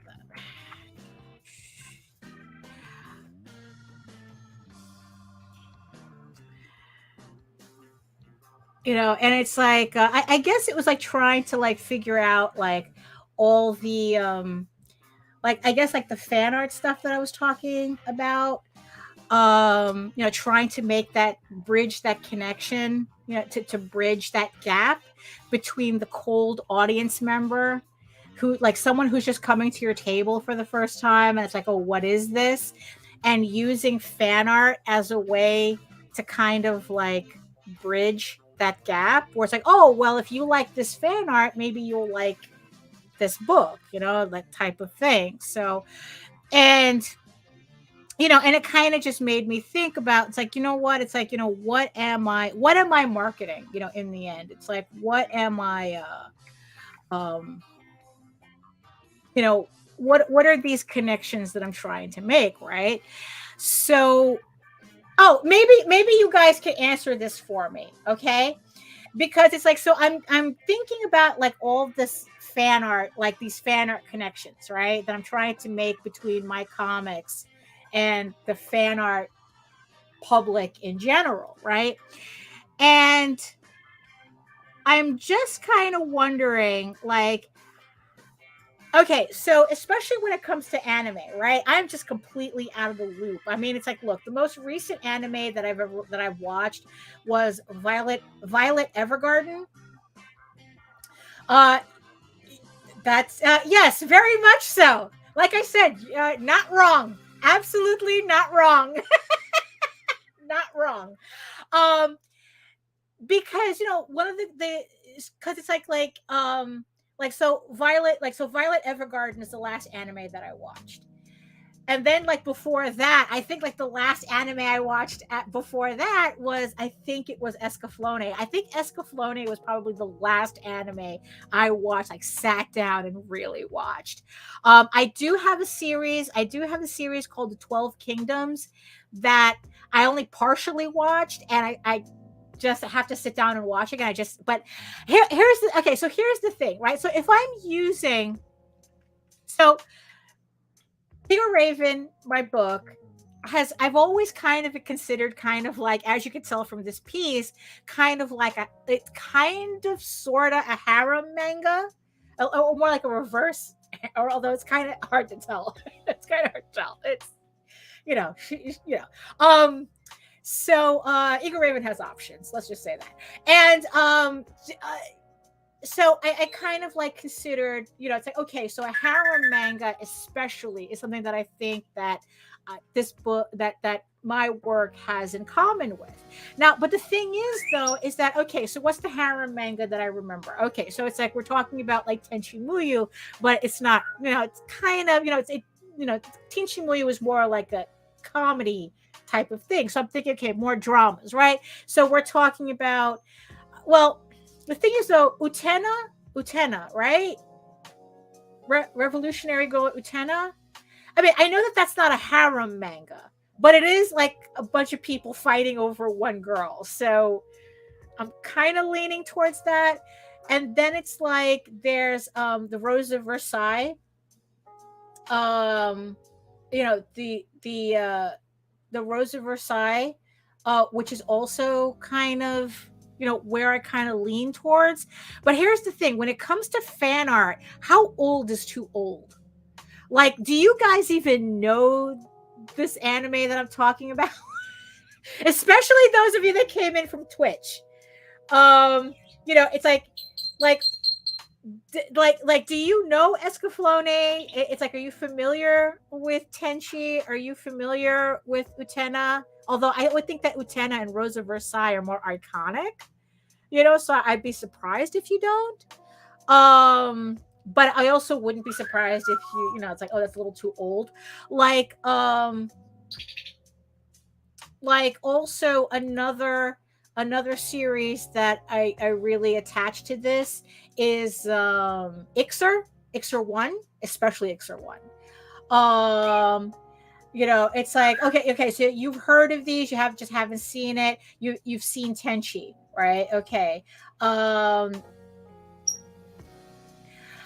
Well, it not over. Well, you see, the thing is though, is that like Tenchi is a little bit too much kind of over the top for me, for me to make that connection. No, absolutely. Look, we saw this. I saw all this when it was new, Oh, okay. So Rose of Versailles, they just released it again. So that means that, okay, so maybe it would have a new audience for me to kind of like latch onto. Okay. So you are familiar with Ixer 1. Okay. All right. Cause I'm just kind of wondering, like, at what point is something like a reference is too old for me to kind of like use it in a fan art sense. Because like I said, this book had me thinking too much. This book, let's see. Yeah, well, that's definitely Ixer 1. Yeah, definitely Ixer 1. Like there was another series called Outlanders as well that came out around the same time. But I mean, everyone's referencing the Peter Jackson movies, I mean, so it is, and that's kind of like became part of the zeitgeist. So yeah, I can still like Lord of the Rings is still something that I could latch onto without feeling like I have to explain it too much. Um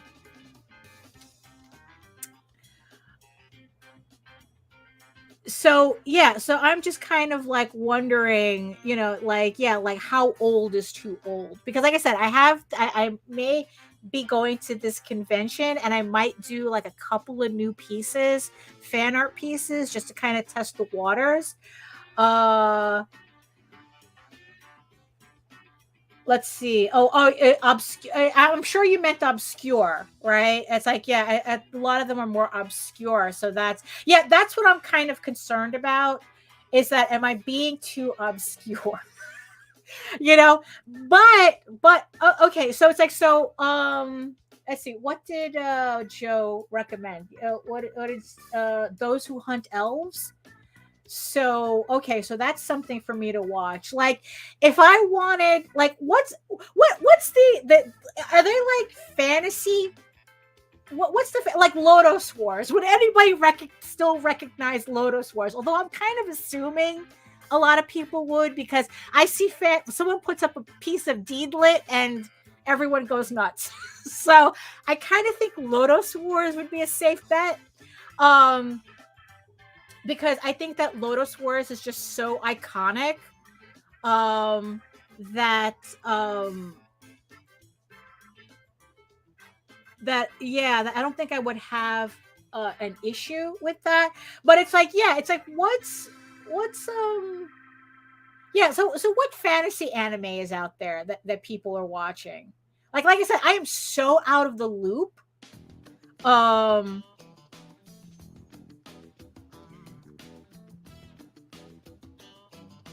What's good? Oh,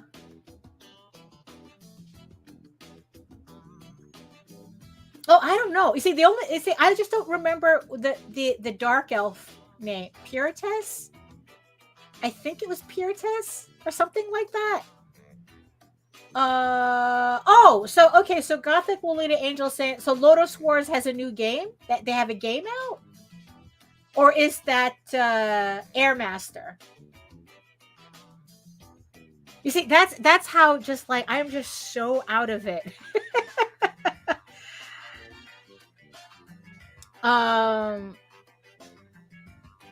Ancient Magus Bride. I do have to watch that.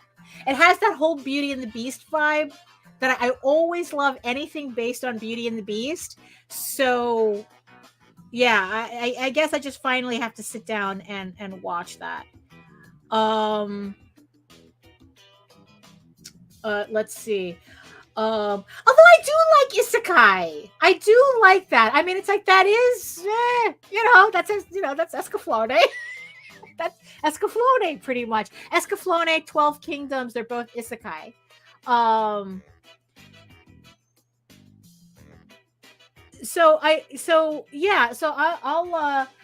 Okay. Yeah, I gotta finally watch Bastard too. Ichi doesn't bother me. Ichi doesn't bother me too much. It's like, I know that everyone recognized Berserk. But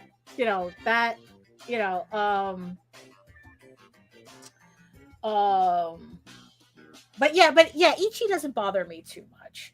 Although the thing is, though, I don't want it to go too much, I mean, it's like kind of like how Tenchi is like the whole harem thing, but it goes a little bit too much into comedy.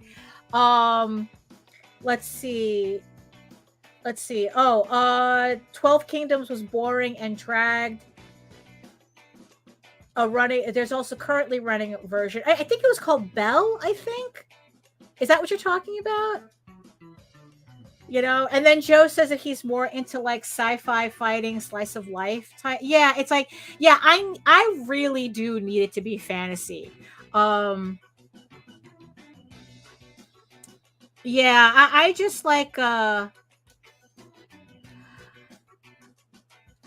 also I'm not liking the way this is looking. Okay. I just have to get in closer. Oh, here's something that'll probably put a wrench in everything. I think that I'm really not into shonen. I don't think I'm really that into shonen though. So I've been, it's like I've been, because I know that, because I know like the things that everybody keeps saying, like, oh, One Piece, Naruto, that type of thing, and it's like, and yeah, it's really funny, even with the fantasy element. I've come to the conclusion that I'm not really into shonen. So so maybe like I don't know. I still haven't figured out like what exactly I don't like about it. Like I'm not sure. Oh, Seven Deadly Sins. I think Jose was watching that. The only thing that might be, I don't know, Deadly Sins kind of came out. I don't know. It's like I remember Jose watching it, and I remember watching a little bit of it, and it was a little too. What little that I saw, was a little too little over the top pervy. It's like not really what I was looking for. Yeah, it's like I don't know. It was a little too much for me. Although, what's it called? Grand Blue. All right. So does Grand Blue Fantasy mean anything to anybody? How's that one? I started watching it on Netflix and they pulled it, so I might have to see if my sister still has a Crunchyroll account. Because I think Seinen. So which one's that one? I have to look everything up. Oh, is that what it is? Okay, because I really because it felt like a little too much for me. Seven Deadly Sins. So what is Seinen? Oh, because I'm assuming it's not shonen. So Seinen must be kind of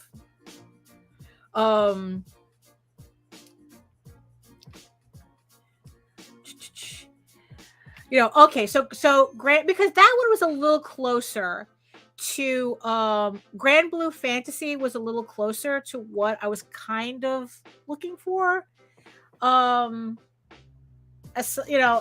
like I said, the Netflix took all the episodes out of the air. Oh, it's Slice of Life. But is it fantasy? You see, I don't mind Slice of Life as long as it's fantasy, if that makes any sense. Oh, mature. Okay, it's more mature anime. Oh, okay. All right. I'll look into that. Let's see. Jinjitsu.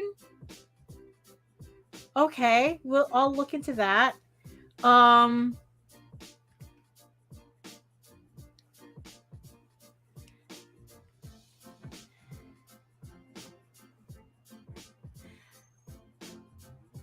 Yeah, it's like I'm so, like I said, it's like I'm so out of it, but it's like I'm trying to connect. You mentioned, I mean, it's like I know, Joe, you're kind of like in a different genre aesthetic, and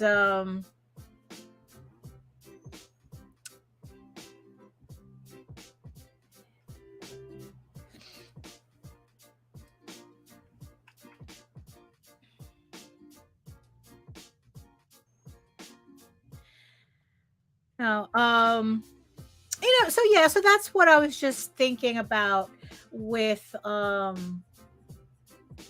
fan art, like trying to use fan art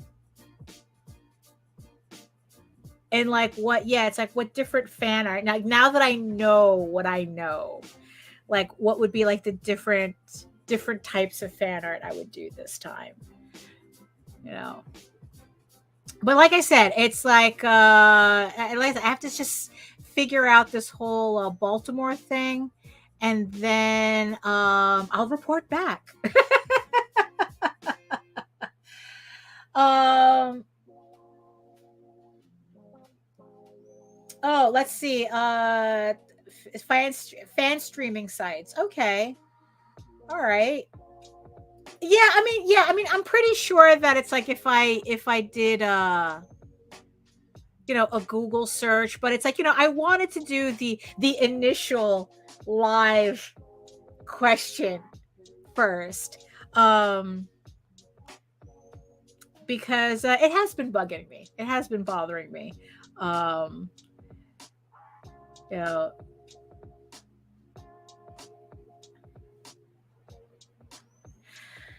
You know, yeah. So yeah, Joe, it's trying to find that connection, right? I mean, there was another person who said that they have a book that kind of like doesn't fit in a tidy box too. So it's like, so yeah, it's just trying to like, okay, well, how do we get that attention? Like, if we are going to use, like, say, like if fan art is something we can do to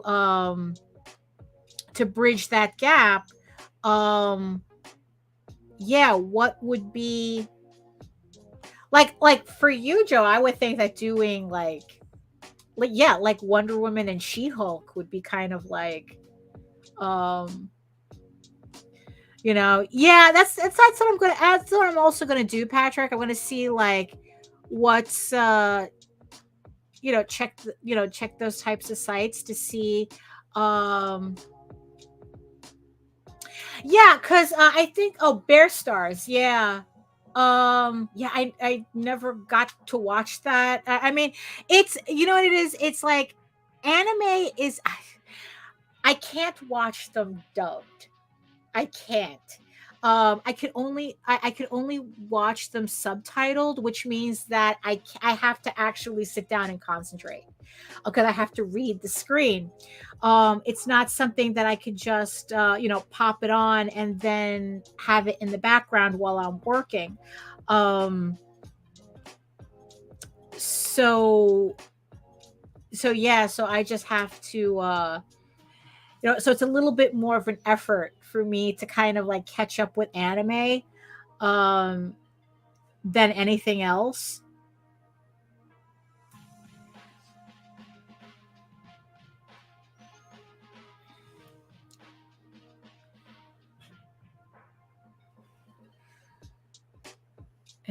So let's see. Oh, Bear Stars is on Netflix. Okay. Yeah. So yeah, there's, yeah. So like, luckily I've heard of most of the stuff that you guys are recommending. But like I said, I just have to actually sit down and actually watch it because I am subtitles. It's like, I have a thing for subtitles. I never,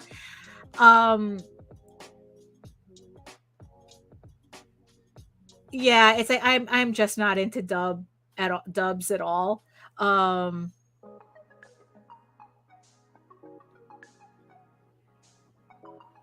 It's even this a thing with foreign films for me. It's not just an anime thing. Like, if I can watch it in whatever original language something is in, I'd rather do that. um I really don't like dubs at all. um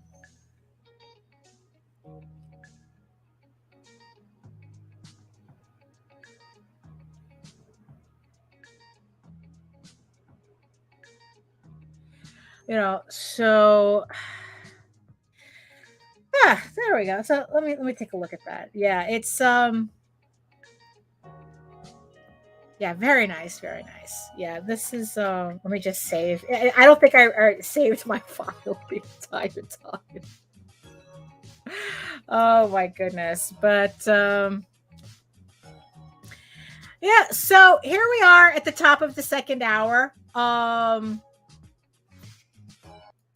Let's see. Okay, so here we, like I said, here we are at the top of the second hour. So this is what I have so far. It's like, look, it just goes to show you that even when working in Clip Studio Paint, I still can't finish a piece on a stream. So, some things don't change, right? But yeah, so this is what I have so far, inking in Clip Studio Paint. I'm really liking the way it's coming out. Like I said, the smooth lines is just like very aesthetically pleasing for me. So yeah, so eventually, what I want to do is I want to like finish this entire piece in Clip Studio. Like I said, I'm just going to use it to kind of like crash course my way into, because usually I color in Photoshop. Like what I'm going to do with my comic book pages that I showed before, I'm bringing them into Photoshop, and then I'm going to color them there. They're already lettered in Illustrator, and then I put everything into InDesign to set up the books. I have everything set up in advance, so that's why I'm not doing it in Clip Studio. But eventually I would like to start moving a lot of this process into Clip Studio. So kind of like condense it. I mean, the thing is though, the way I work, I don't see myself getting rid of the Adobe suite anytime soon. So, but the thing is though, the more that I could do in one program, the better. And I'm sure eventually it'll come a point where it's like, I kind of don't need Photoshop, but honestly, I don't see that happening. Even when like I was watching some recent videos from White Manga, he was still working. He was still switching back and forth from Photoshop. So obviously there are things that Photoshop can do that that Clip Studio can't, and vice versa. And and not for nothing though, it's like here in the United States, like the Adobe suite is the industry standard. I was just talking about, like going, like if you have to go work, in kind of like a similar field, they all work in Adobe. So either way, it's to my benefit to continue kind of, being up to date in the Adobe suite. But you know what? Every tool has its purpose. So this is where, so this is kind of like where, we're kind of fitting this in. Clip Studio has been a tremendous help with these pages that I've been doing, and I only see it becoming even more helpful as I continue doing my next comic book projects. So, we're going to continue on that way. But for everything else, probably, it's just kind of like, okay, what's best for this? What's best for that? In the end, not one program can really do everything that you need. So, but, you just have to, go with what works with you, what works with what you're doing. There is no right program. There is no, you have to use this, you have to use that. You use the tools that are best for you. I've had people for years telling me that inking with radiographs was wrong. And now that everything is digital, what they were doing is irrelevant. So it's like, so them saying, oh, you're inking with radiographs is wrong. It's like, no, it's not, because I'm doing artwork with it. I'm doing finished pieces with it. So it's whatever. Look, I've seen artists work with ballpoint pens. So in the end, it's like the tool that gets you to do the work that you need to do. That's the tool you use. So that's, and remember, it's like, as long as you're creating. The fact that you have to get another job, or the fact that you have a job or whatnot that has nothing to do with artwork, it doesn't make you less than a creator because you have a job. That has nothing to do with what you're doing. If you're still creating, you're still creating. You're still a comic book artist. As long as you're doing comics, you're still an artist as long as you're still doing art. You're still a writer as long as you're writing. As long as you're doing the thing you want to do, you are that thing. So don't let somebody, some stick in the mud online try to convince you that you're less than because you're not living like this fantasy version of what they think an artist should be. Um, here, thank you. Well, yeah, I'm just finishing up here. But but yes, please feel free to watch the stream, the rebroadcast, or whatever they call it, whatever ends up in the playlist, to rewatch the video. Please feel free. Thank you. So here's the piece. I'll finish it eventually because like after I get off the air, after I get off the stream, I'm gonna go back to finishing that. Hey, Brown Dog, hello, Brown Dog. Just at the end, you always come in just at the very end, and I thank you for that very much. I hope you enjoy watching the rebroadcast.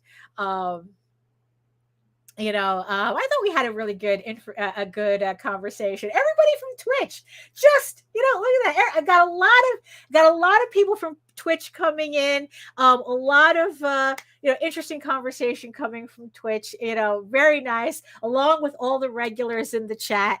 You guys. I love the way you guys keep me company. So thank you so much. So let me just put this to the side. Like I said, it's like what I'm going to do is I'm going to go back to the comic book page that I was working on before, so I can finish that book. So I can at least get that book crossed off my list as done. And then I'm going to see what else. Like I said, I have some commissions that I have to work on and whatnot. So eventually I'll finish this piece, but this is what I got so far. So I'm liking it. So, here we are. Thank you so much, everybody, for joining me today. Thank you so much for everybody from Twitch. Thank you so much to Visenia for the raid again. Thank you so much. It's always fun to have you guys here. Thank you. And I always thank you so much to everybody, all my regulars in the chat, all my irregulars in the chat. You're welcome too.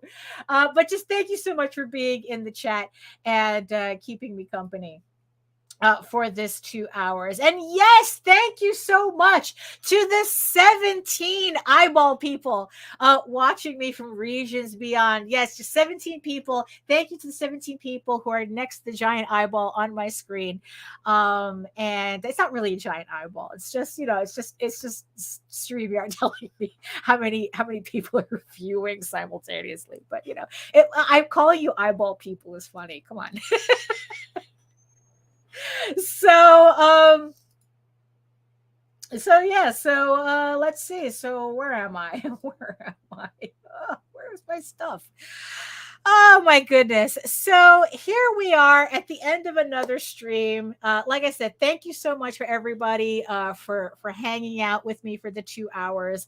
I'm hoping to see everybody again on Friday when I'm back with Nita. On our vlog show at 11 a.m., Monday and Friday at 11 a.m. Eastern. So join us again on Friday. And let's see, what else do I got here? Yes. And remember that Tall Tales, or So I Thought, is on Kickstarter. Final 8 days on Kickstarter. It's the first full color Tall Tales comic. It's a one-shot. It's a standalone story. So if you're visiting for the first time and you want to check out, you want to pledge to my campaign while you're here, you can pick up the one book, and it's one contained story, so you can try it out. So when the next campaign comes along, you can pick up everything else. So last 8 days on Kickstarter, check that out. And remember that Eagle Raven, Heir of the First Unicorn, issue 7 will be back August 2nd on Kickstarter. The link is in the show note below, so that you can hit the button to be notified when the campaign goes live, but the pre-launch is live. And like I said, join me and Nita on Friday at 11 a.m. We'll be talking about whatever nonsense crosses our minds.